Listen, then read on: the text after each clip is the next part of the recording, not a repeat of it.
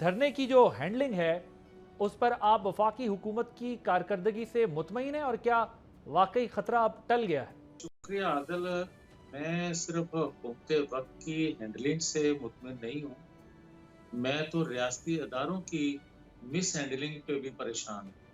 مجھے یہ بتائے کوئی کہ ایک صوبے کا وزیر اعلیٰ سرکاری وسائل سے اربوں روپیہ خرچ کر کے وفاق پہ چڑھائی کرتا ہے، اور وفاق جو ہے میرے اور آپ کے ٹیکسوں سے روکنے کے لیے اس احتجاج کو، اس اپنے حملے کو اربوں روپیہ خرچ کرتا ہے۔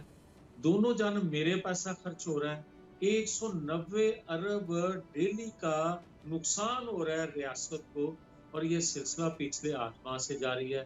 ہر مہینے بعد 1.5 مہینے بعد وہ کال دیتے ہیں۔ مجھے یہ بتائیں کسی اور صوبے کا وزیر اعلیٰ یہی گفتگو کرتا اور اسی طرح چڑھائی وفاق پہ کرتا اور اسی طرح قتل عام کرتا قانون نافذ کرنے والے اداروں کے لوگوں کو، تو کیا اس کو بخش دیا جاتا؟ کیا ایک دفعہ وہ حملہ آور ہوا اور نکلنے میں کامیاب ہو گیا تمام ورکر کو وہیں چھوڑ کے، اور دوسری دفعہ آیا پھر ورکر کو چھوڑ کے غائب ہو گیا اور مسنگ پرسن کہلایا؟